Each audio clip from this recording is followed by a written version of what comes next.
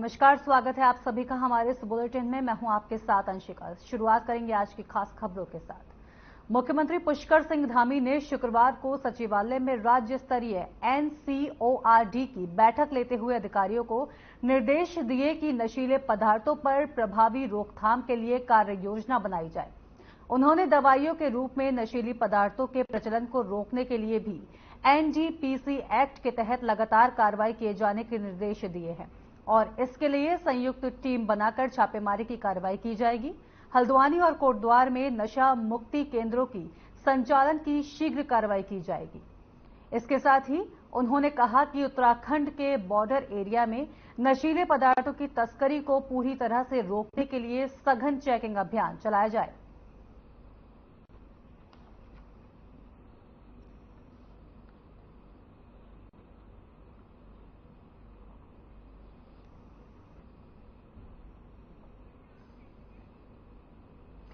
देहरादून में भारतीय जनता युवा मोर्चा की राष्ट्रीय उपाध्यक्ष नेहा जोशी ने प्रेस कॉन्फ्रेंस की। इस दौरान उन्होंने बताया कि मोदी है ना अभियान को लेकर जानकारी दी। नेहा जोशी ने बताया कि इस अभियान की शुरुआत देहरादून महानगर से की जाएगी। 2014 के बाद से प्रधानमंत्री नरेंद्र मोदी की लोकप्रियता लगातार बढ़ रही है। उन्होंने बताया कि 2024 के चुनाव के लिए लाखों की तादाद में विभिन्न लोगों को इस अभियान से जोड़ा जाएगा।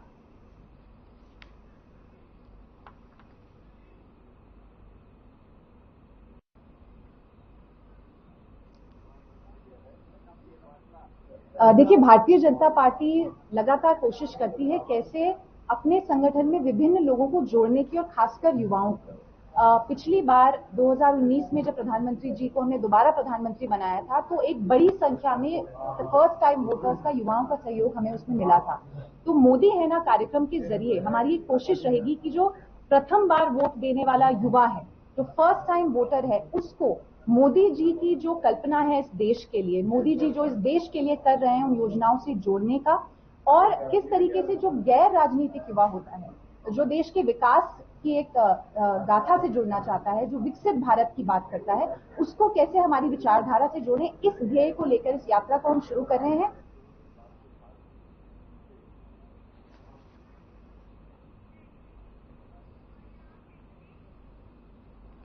संसद परिसर में उपराष्ट्रपति की मिमिक्री किए जाने का जो मामला है लगातार तूल पकड़ता जा रहा है। टीएमसी सांसद कल्याण बनर्जी की ओर से उनकी मिमिक्री किए जाने पर दोनों सदनों में 92 विपक्षी सांसदों को निलंबित किए जाने के बाद दोनों पार्टी आमने सामने आ चुकी है। उत्तराखंड में भी कांग्रेस और भाजपा नेताओं के बीच जुबानी जंग छिड़ी हुई है। वहीं कांग्रेस के राष्ट्रीय सचिव और पूर्व मंगलौर विधायक काजी निजामुद्दीन ने मिमिक्री पर सवाल खड़े किए हैं। उन्होंने कहा कि मिमिक्री करना कोई अपराध नहीं है।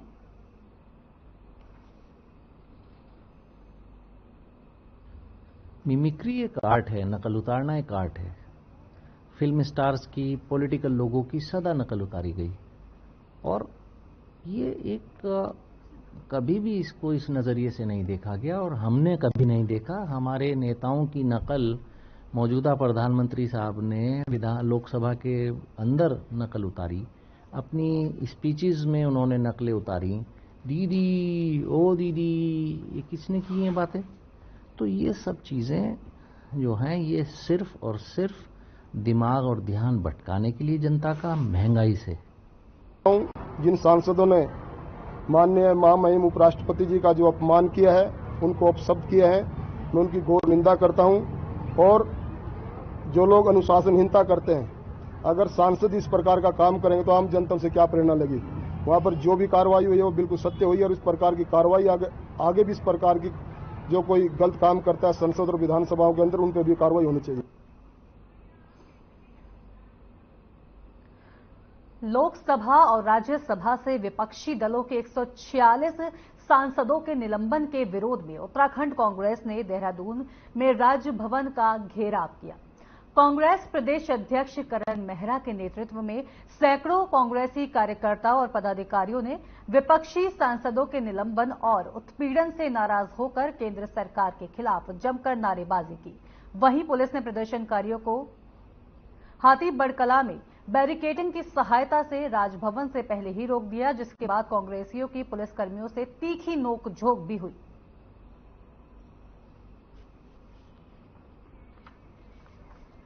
को बचाने का दिन है ये, और जिस तरीके से जिस सांसद के पास से अंदर हमला हुआ उसका तो निलंबन नहीं हो रहा, लेकिन जन सरोकारों को उठाने वाले, जनता के मुद्दों को उठाने वाले सांसदों का निलंबन तुरंत कर दिया जा रहा है, जो अपने आप में साबित करता है कि लोकतंत्र खतरे में है।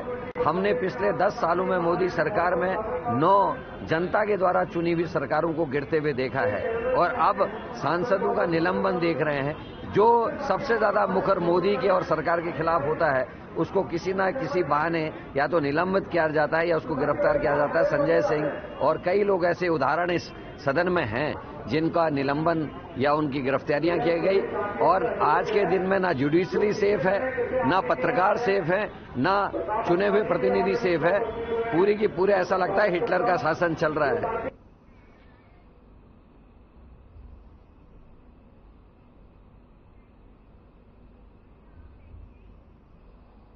ऋषिकेश में कांग्रेस कार्यकर्ताओं ने प्रदर्शन किया है। सांसदों के निलंबन के विरोध में शहर के कांग्रेस कार्यकर्ता उतर आए हैं और इस दौरान कांग्रेसियों ने भाजपा सरकार पर जमकर हमला बोला है। राजधानी देहरादून में होने वाले विरोध प्रदर्शन में कांग्रेसियों ने भी कूच कर दी है। कांग्रेस अध्यक्ष राकेश मियां और जयेंद्र रमोला ने मौके पर कहा कि केंद्र सरकार संसद की सुरक्षा पर सवाल देने से डर रही है। जो सांसद सवाल करते हैं उनको सरकार निलंबित कर रही है, और जिस सांसद ने संसद में घुसे लोगों को पास दिए हैं उस सांसद पर कोई कार्रवाई नहीं हो रही, जो कि सरासर गलत है।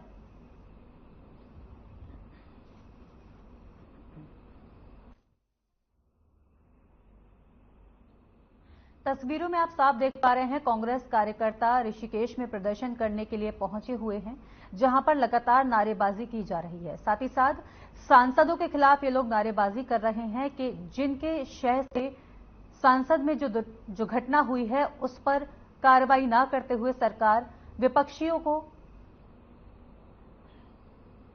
निलंबित का काम कर रही है।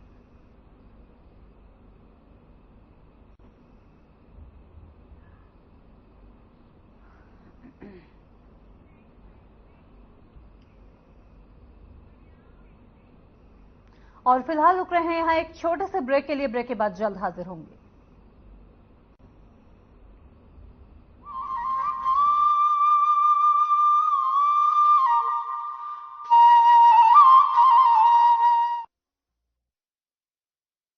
जैसे जैसे उत्तराखंड में नए अवसर बन रहे हैं, वैसे वैसे अनेक साथी गांव लौटने लगे।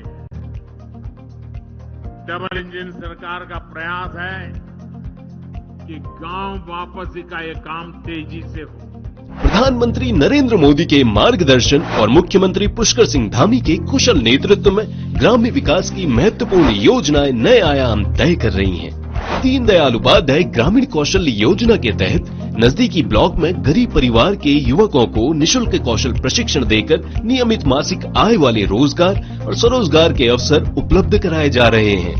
दीनदयाल उपाध्याय कौशल्य विकास योजना के तहत हमारे ब्लॉक तथा हमारे आसपास के रिमोट एरिया के युवक और युवतियों को जो कि जरूरतमंद है उनको रोजगार के अवसर उपलब्ध हो रहे हैं। श्यामा प्रसाद मुखर्जी रूरबन मिशन के तहत उत्तराखंड राज्य को 3 चरणों और 6 क्लस्टर में चयनित किया गया है। योजना के अंतर्गत विभिन्न घटकों जैसे सड़क, कृषि विकास, आजीविका संवर्धन, स्ट्रीट लाइट और शिक्षा में कार्य किया जा रहा है। माननीय प्रधानमंत्री जी का जो सपना है कि उत्तराखंड का युवा पलायन ना करे और गांव का युवा गांव में ही स्वरोजगार करे, अपना रोजगार करे, और उसके लिए हम लोग काम कर रहे हैं, चाहे मत्स्य पालन का हो या मशरूम का हो या फिर मनरेगा योजना को लेकर हो, और काफी मात्रा में युवा आज उस पर काम कर रहा है, जिससे जो है पलायन पर खासकर रोक लगी है। महात्मा गांधी राष्ट्रीय ग्रामीण रोजगार गारंटी योजना के तहत 200 लाख मानव दिवस सृजन के सापेक्ष 90% मानव दिवस सृजित किए जा चुके हैं। प्रधानमंत्री आवास योजना के तहत ग्रामीण योजना के अंतर्गत सभी बेघर, कच्चे और टूटे हुए मकान वाले परिवारों को वर्ष 2024 तक बुनियादी सुविधाओं के साथ पक्का आवास उपलब्ध कराने का लक्ष्य रखा गया है। प्रदेश के अंतिम छोर तक बह रही है विकास की बयार, उन्नति का संकल्प निभा रही है डबल इंजन की सरकार।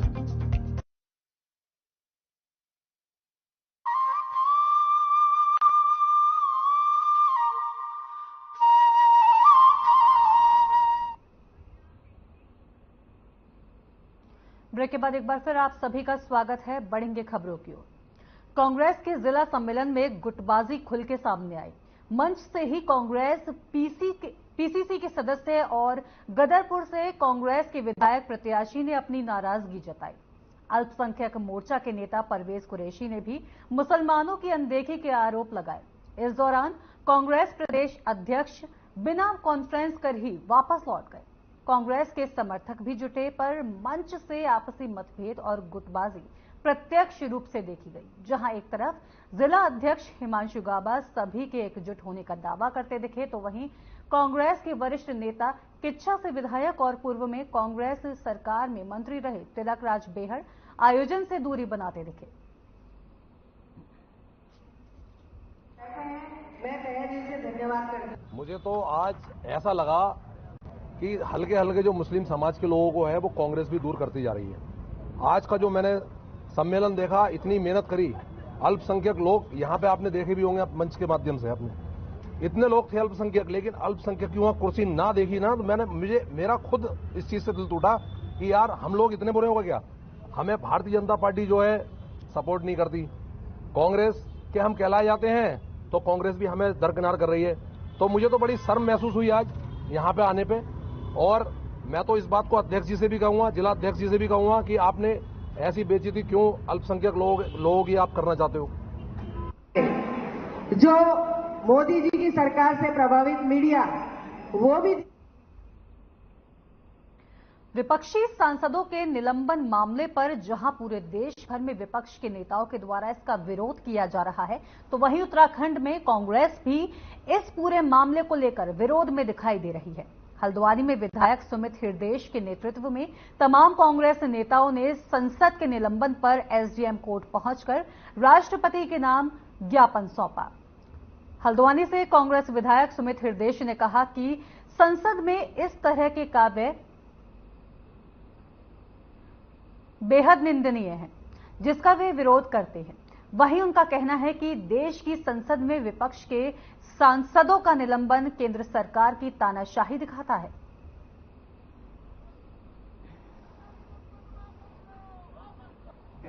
जो ये मोदी फांसीवाद सरकार केंद्र में विराजमान है, लोकतंत्र के जितने स्तंभ में धीरे धीरे इन्होंने ध्वस्त कर दिया, और सुरक्षा की इतनी बड़ी जो चूक हुई उस पर जब आवाज उठाई जाती है, गृह मंत्री से प्रश्न पूछने का प्रयास करा जाता है, तो सांसदों को निलंबित कर दिया जाता है। आखिरकार वो युवा जो वेल में कूदे, उन्होंने जो टीयर गैस निकाली, अगर वो टीयर गैस की जगह कोई बम होता या सारिन गैस होती तो क्या होता, उसकी जिम्मेदारी कौन लेता? क्या उस समय भी सांसदों का निलंबन होता?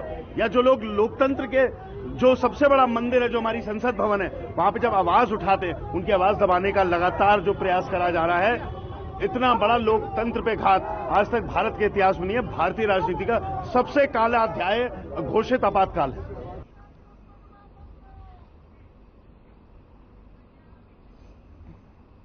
प्रतिवर्ष लोक जात के रूप में चलने वाली नंदा देवी की उत्सव डोली सिद्धपीठ देवराठा से 6 माह प्रवास के बाद शुक्रवार को सिद्धपीठ कुरुड़ू के लिए रवाना हो गई। इसके पूर्व गुरुवार दोपहर के बाद ही नंदा देवी की डोली विदाई पर मंदिर प्रांगण में मेले का आयोजन किया गया। लोकगीतों, जागर, झोड़े गाकर अपनी अधिष्ठाती देवी की डोली विदाई को उत्सव के रूप में भक्तों ने मनाया। रात्रि जागरण के बाद नंदा की उत्सव डोली अपने अगले पड़ाव सुनाव के लिए चल पड़ी, जहां से उत्सव डोली रात्रि विश्राम के लिए बजवाड़ गांव पहुंचेगी। सिद्धपीठ देवराड़ा से कुरुड़ को चली नंदा देवी की उत्सव डोली 21 पहाड़ों को पार करते हुए 12 जनवरी को सिद्धपीठ कुरुड़ में विराजमान होगी। आपको बता दें कि नंदा देवी की उत्सव डोली हर वर्ष लोक जात के रूप में अपने मायके कुरुड़ से वेदनी के लिए चलती है, जहां वेदनी कुंड में स्नान के बाद डोली के साथ वेदनी तक भेजे गए भक्तों को चढ़ावे को कैलाश को विदा किया जाता है और देवी नंदा उत्सव डोली विभिन्न पड़ावों को पार करते हुए अपने ननिहाल सिद्धपीठ देवराठा में विराजमान होती है।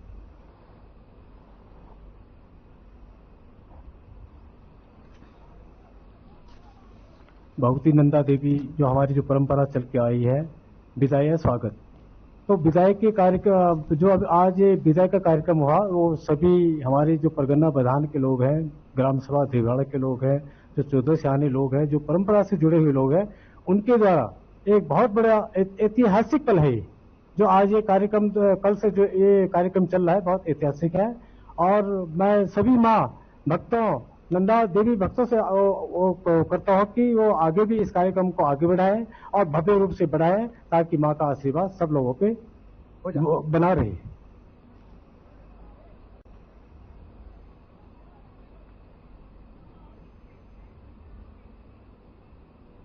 विकासखंड पोखरी के अंतर्गत पोगड़ा गांव में कमल व्यू पॉइंट का भव्य मंचन किया गया, जिसे देखने के लिए भारी संख्या में श्रद्धालुओं की भीड़ उमड़ी। इस दौरान सूर्यास्त होने से पूर्व अर्जुन द्वारा जयद्रथ का वध किए जाने पर असत्य पर सत्य की जीत हुई। पोगठा गांव में पिछले माह से चल रहे पांडव नृत्य और लीला के दौरान भव्य कमल व्यू का आयोजन किया गया।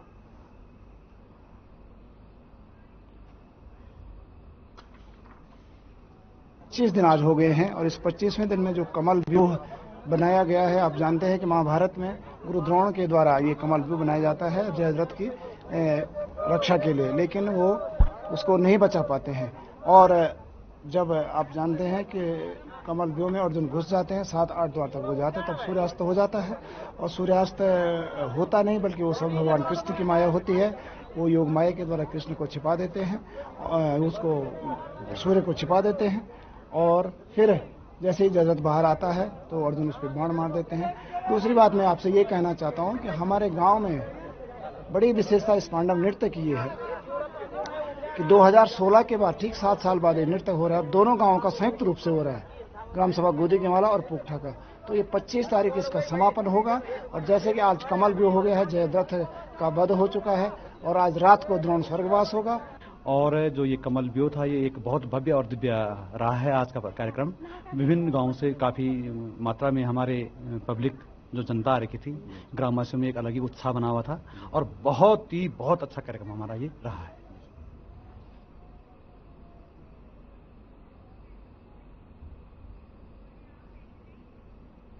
और फिलहाल रुक रहे हैं एक छोटे से ब्रेक के लिए।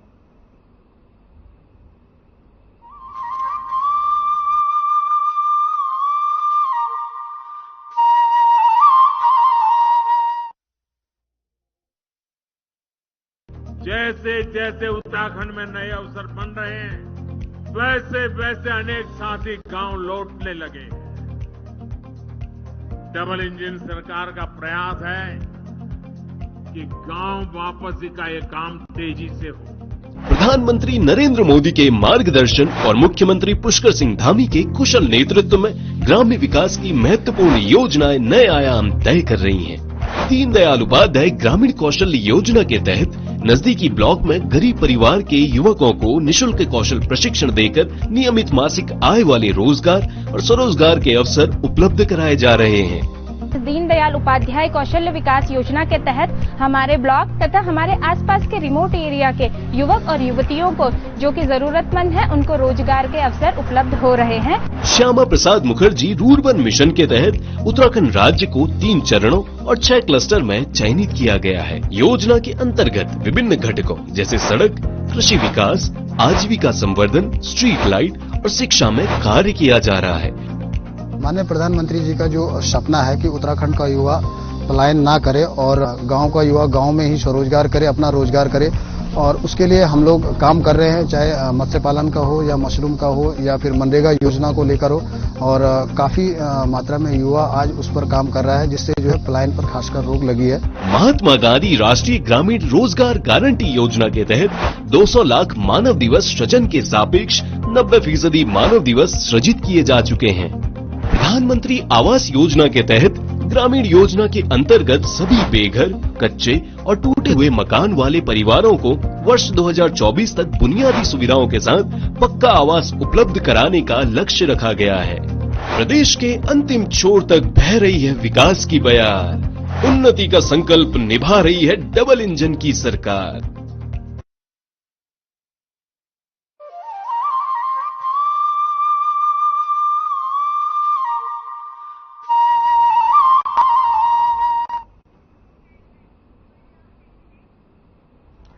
ब्रेक के बाद एक बार फिर आप सभी का स्वागत है। बढ़ेंगे आगे की खबरों की ओर। हरिद्वार के गुरुकुल कांगड़ी यूनिवर्सिटी में महर्षि दयानंद सरस्वती की 200वीं जयंती पर आयोजित वेद विज्ञान और संस्कृति महाकुंभ का 3 दिवसीय आयोजन किया जा रहा है। शनिवार को इस महाकुंभ के उद्घाटन अवसर पर देश के उपराष्ट्रपति जगदीप धनखड़ सहित कई वीआईपी शिरकत करेंगे। कार्यक्रम को लेकर सभी तैयारियां भी पूरी कर ली गई हैं। इसके साथ ही यूपी के सीएम योगी आदित्यनाथ भी कार्यक्रम में शिरकत करेंगे। कार्यक्रम की सुरक्षा को लेकर कड़े प्रबंध किए गए हैं। गुरुकुल कांगड़ी विश्वविद्यालय में मैदान में भव्य पंडाल लगाया जाएगा।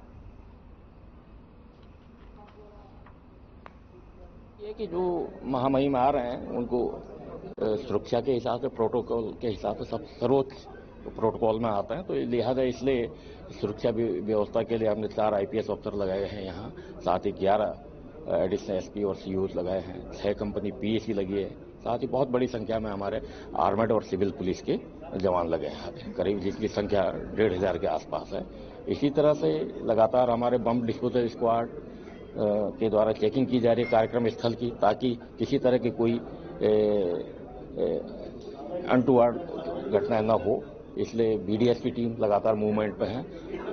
24 घंटे पहले हम उस एरिया को, कार्यक्रम स्थल को बिल्कुल सील कर देंगे और 3 घंटे पहले हमारी जो पुलिस फोर्स है वहां पर ड्यूटी पर लग जाएगी।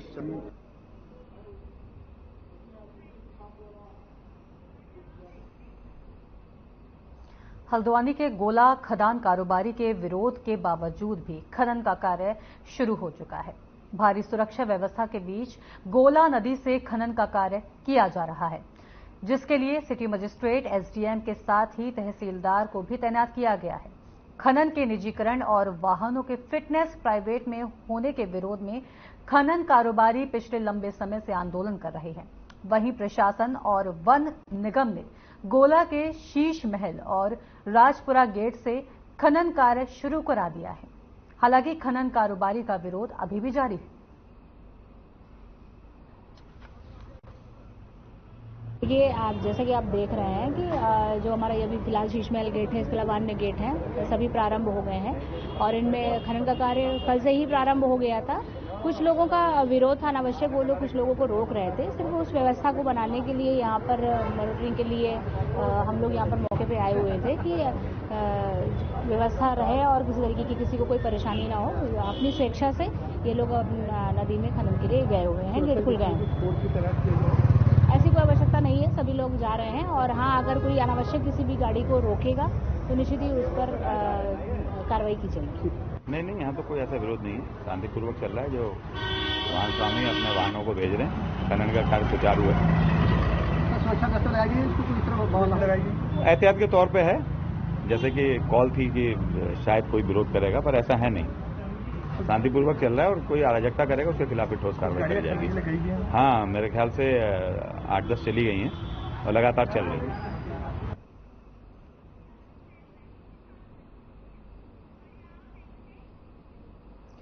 सिलक्यारा हादसे में 41 मजदूरों की जिंदगी और मौत के बीच फंसे रहने का मामला हम सभी को पता है। हालांकि कड़ी मशक्कत के बाद उन्हें बाहर निकाल लिया गया था, लेकिन उन्हें निकालने के इस अभियान के दौरान सुरंग बनाने वाली कंपनी की लापरवाही उजागर हुई है। सरकार नवयुगा कंपनी को संरक्षण देने का काम कर रही है। हमारा सरकार के ऊपर आरोप है कि आप किसके कहने पर, किसके संरक्षण पर नवयुगा कंपनी पर संरक्षण दे रहे हैं। नवयुगा कंपनी का सिलक्यारा जो कांड हुआ है, जिसमें हमारे 41 श्रमिक 15-17 दिन तक अंदर रहे, उसमें उसकी पूरी भागीदारी है, पूरी लापरवाही है और उस कंपनी के खिलाफ आपने कोई भी कार्रवाई नहीं की, इसका मतलब साफ है कि आप किसी न किसी केंद्रीय नेताओं के दबाव में ऐसी डिफॉल्टर कंपनी के खिलाफ कार्रवाई न करके आपने सिद्ध कर दिया कि आप इस प्रदेश में भ्रष्टाचार को बढ़ावा देना चाहते हो और भ्रष्टाचार का पोषण करना चाहते हो।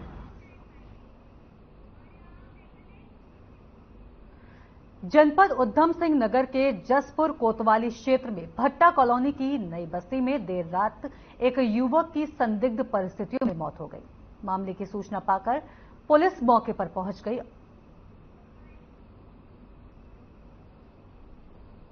9 बजे की सूचना मिली थी कि भट्टा कॉलोनी में एक नदीम नाम का लड़का था जिसकी उम्र लगभग 25-26 साल थी। उसकी संदिग्ध परिस्थितियों में मृत्यु हुई है, उसका गला कटा हुआ है। तत्काल थाने की टीम यहाँ मौके पर पहुंची। इंस्पेक्टर साहब के नेतृत्व में हमारे सारे चौकी इंचार्ज और सब इंस्पेक्टर भी मौके पर पहुंचे। उसके बाद मैं स्वयं और क्षेत्राधिकारी भी मौके पर पहुंचे। प्रथम दृष्टया जो मृतक है नदीम, उसका गला काट के मृत होना प्रकाश में आ रहा है, लेकिन चूंकि घर के ही ये सारे सदस्य थे, जिसमें इनका इससे जो छोटा वाला बेटा था वो और इसके पिताजी और इसका जो छोटा भाई है, इनमें किसी बात को लेकर कल भी लड़ाई हुई थी और आज भी लड़ाई हुई थी। वो तीनों लोग घर से फरार हैं। प्रथम दृष्टया ये हत्या का। जनपद उधम सिंह नगर के जसपुर कोतवाली क्षेत्र के अंतर्गत नादेही शुगर मिल में देर शाम ड्यूटी के दौरान एक सरकारी कर्मचारी की मौत हो गई, जिसके बाद सूचना मिलने पर पुलिस मौके पर पहुंच गई।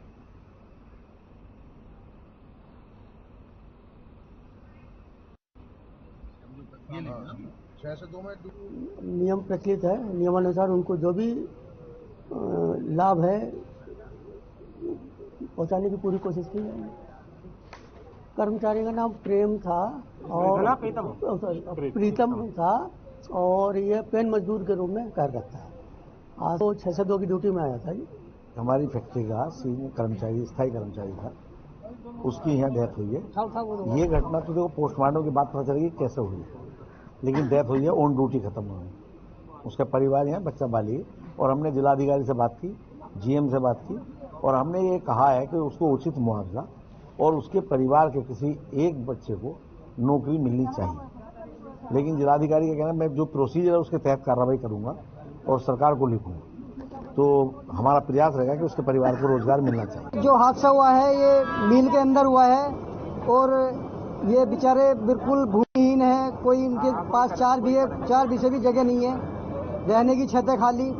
और मेरा कहना ये है सरकार से कि इनको फैक्ट्री में ही इनकी जगह इनके बच्चों को जो है सरकारी नौकरी इनको मिलनी चाहिए। पद पर जो है इन्हें बच्चों को जो है नियमित रखना चाहिए। इनको बच्चों सरकारी कर्मचारी थे और इन्हीं के पद पे इनको जो है स्वीकृत करना चाहिए। सरकार के लिए हमारी ये निवेदन है। रतन सिंह है जो यहाँ एक्सपायर हुए हैं।